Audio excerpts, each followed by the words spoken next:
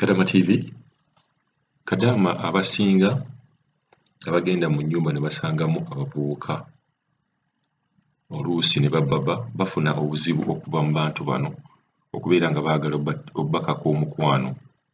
Kadama bangi nnyo batuwadde sitoori zaabwe nga bagamba bwe basangamu babbaba n'abavubuka ebiseera ebisinga babakako emikwano era nga babasendasenda okubeera nga bafuuka abaagalwa baabwe. Wabula Kadama abamu abatasikirizibwa ssente nabo ate balina amagezi ge bayitamu n'okubeera nga beesamba abantu bano nga bukyali n'olabirawo ekizibu kino nga kyali.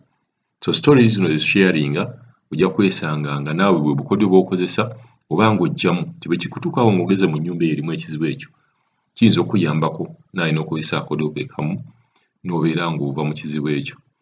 Omu ku bakadaama be baali batawaanyiza n'engeri gye yayitamu mu bukodyo okubeera nga yeewonya ekizibu kino, y'ono ayagala otunyumiza sitoori ye atubuulire kyatandika kitya, yakyekengera atya era yakiggyawo atya.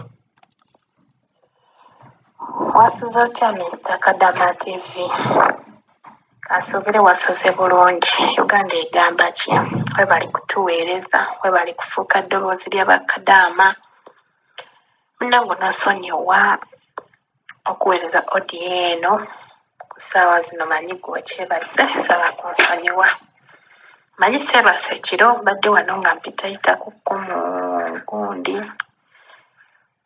gundi ku videos, bu audios, bakadaama bannange bwe baateekayo ne mpulira kakadaama munnange ayagamba nti nno boosi we yali amutawaanya buli kiseera nga mama ng'amwekengeera buli kaseera ng'alowooza ayagala bbaawe.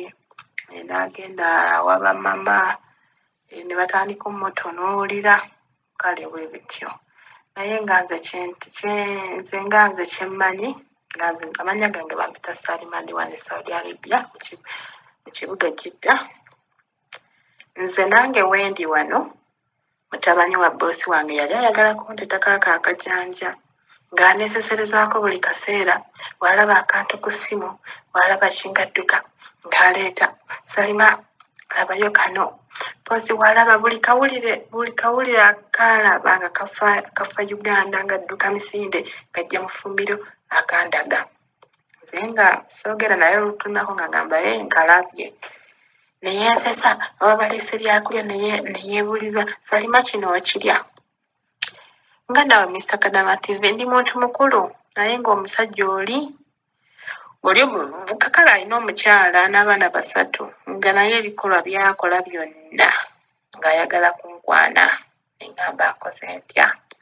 Mr. Kadama TV kyansukkako.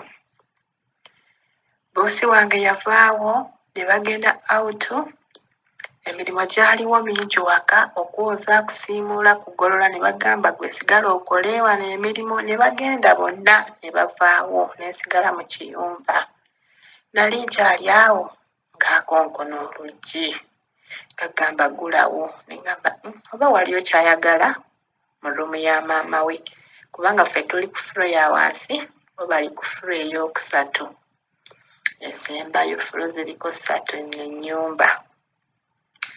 Ng'atuula mu ddiiro ne neebuuza ono ki? Maama taliiwo, abantu bonna waka tebaliiwo. Mukyala we yasooka kumutwala waabwe n'alyoka akomawo n'ajja n'atuula mu ddiiro lya maama we. Nze nabiteeka ize ne mbeera ku mirimu gyange naye nga mutima guweekengedde. Ne ngamba ono nga bulijjo tatera kujja eno, era akumye abantu ne bavaawo bonna n'alyoka ajja. Olwasooka n'ansaba amazzi, n'ampita Salima leetera amazzi, ne ntwala ne nzira ku mirimu gyange. Era waayitawo ennaku era ne bagenda out era n'akomawo kubanga nasooka kufulumya kasasiro wabweru. Ne bano baboosi bange baali bafumbye ebigawa byabwe biki ne baŋŋamba fulumya wabweru obiteeke mu mmotoka tugenda. Ne ndaba naye ng'atwala mukazi we ewaabwe, nali nkyali ng'akomawo. Ku luno yampita, leetera ku mazzi g'okunywa. Namugamba nti tegaliimu, tetulina mazzi gaweddewo ate nga gaali mwegali. eneesibirayo mu ffumbiro. Yatuula mu ddiiro yalaba siikyawo waali n'atambula n'agenda. Olwo ne luggwa era omulundi ogwokubiri n'ajja neneesibira mu ffumbiro n'akonkona effumbiro kw'olusaggulawo nasirika busirisi. Okuva ku olwo ne ntandika omwekengera ne ntandika omulaga feesi y'obukambwe ng'era weemulengera mpita wala. Naye yali andeeseeko olukwanokwano oba ali wabweru ng'akuba essimu ng'ampaayo ssente mpozi ali mu kunsikiriza. Agamba nti maama sitaani nnyamba tonkema kaafune obusente bwange obutini naye nga endabuuli yange neeyagala. Kati olaba bakadama bannange, waliyo abafoosingibwa nga babatunuuzizzaamu ebiso ne pistoozi. Wabayo abakikola okweyagalira n'okusikirizibwa ssente. Nze waliyo audios ze nabeerako mu gurupu ne mpulira nga bakadama beewaana oli yampaddeyo obukadde 3 n'anzinamu ddakiika 3 bwe zityo. Kati munnange ssente eyinza okusikiriza naye ng'ogenda kusuula obulamu bwo. Omuwarabu kyayagala kasita omuleetako olukwano otandika okuseka naye awo oba omwereseeko. Kadama oba olabye oba abukawo bali waka kubanga bakwereetako olina obbalaga nti n'oli mukambwe. Nze wano ebiseera ebisinga baali bamanyi nga soogera, baali bamanyi nga siseka naye nga beewuunya nga tutuula ne boosi wange mu ffumbiro mukyala nga tubeera omwo ne tunyumya ne tuseka, oba mutabanyiwe oluyingira ng'afuluma nga nsibye ne feesi ne bamubuuza kati oyo omukozi omutandika ng'otya ate kubanga tukusanga naye ng'otudde nga munyumya ati nga si mwangu. Nze wano baali bampita mbundi musirikale nga sisalika mu feesi siri awo ate Mukama yannyamba teyampa feesi nnungi eri awo nga sisalika mu feesi.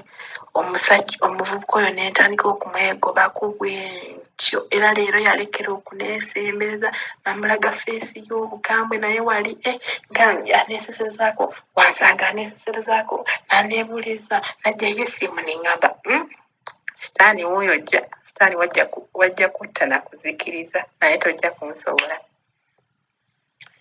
Waliyo baganda bange abakebeddwa olw'essente. Waliyo abafoosingibwa ne wabeerayo abennyini abeesesereza ku babboosi baabwe.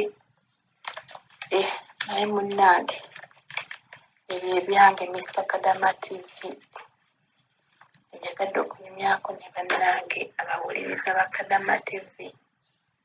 Bannange zino ensi twegendereze nnyo oba oyagala obulamu bw'oli akatono. Waliyo atasobola kukwana na bigambo n'akwanisa ssente ate bano abalina ssente abasinga bakwanisa ssente na bikolwa. Abamu tebamanyi Luzungu ate naawe oba tomanyi Luwarabu kale oba kuzuula ng'oyagala nnyo ssente kasita akutunzaamu ssente n'omwesesezaako ng'ategeera nti noono ayagala nnyo ssente kati aba agenda kuyitanga mu bukodyo bwa ssente. Nze wano waliyo omuvubuka kati ngenda nsigazizza emyezi 4 mmaleko kontrakiti yange naye wano waliwo omuvubuka naye okuva we najja sinyumyangako naye sisekangako naye ne wembeera mu ffumbiro ne wabaayo kyayagala n'ambuuza nze nkijjayo nga nsirize ne nkimuwa. Nze bano abantu nabayigirawo kubanga nagenda okujja nga babitusomesezza mu ku training kale ebimu najja nga mbikutte. Waliyo abaabireka awo nga bayita byakusaaga amaddu amangi ag'essente abamu gaviiriddeko bakadama naffe okufiirwa obulamu okubawa obutwa. Kati nze abantu bano we namanyira nti no bazibu nnyo era bazibu bano abantu tebabalimba nga ffe eno etubeera e Uganda batusomesa tina eri obwenzi tebuli naye bano abasajja Kadama TV bano ebisajja byeno byenzi bwe bikusanga naawe ng'obyeseserezaako byenzi ebyaddala ate n'abantu waliyo abantu abamanya batabanyi baabwe nga nabo baagala nnyo ebyabakyala nze olaba wano nze Mr. Kadama TV tebanzikiriza kwambala fiitingi era nze wano neeyambalira bigoye byange binene we nnyambala olugoye nga lunkwata olwonduleka at least leero ninamu engoye ezisinga kubanga neeyongerako omubiri ebiteeteeyi ebisinga bifiitinga naye ninamu ebiteeteeyi bina buli kiseera byenjoza ne nnyambala ne bimbikka zenna ye naye wali Bakadama bannange olinaava eri n'asabula empale akabina ne kabeera eri n'oyita ku bboosi bo n'obigula akabina nabo bantu bano abasajja nabo bantu balina ebitimatima ebyegomba ate mu butonde omukazi omuwarabu w'omuteeka wamu n'Omuafirika balinawo enjawulo naye bannange mwasuze mutya muli mutya musiibe bulungi amanya nsigadde nze Salima ndi wano e Saudi Arabia mu kibuga Jidda Mr. Kadama TV tuyanze emirimu gyotukolera n'okutuusa amaloboozi gaffe ewala bannange Mukama akuwa omukisa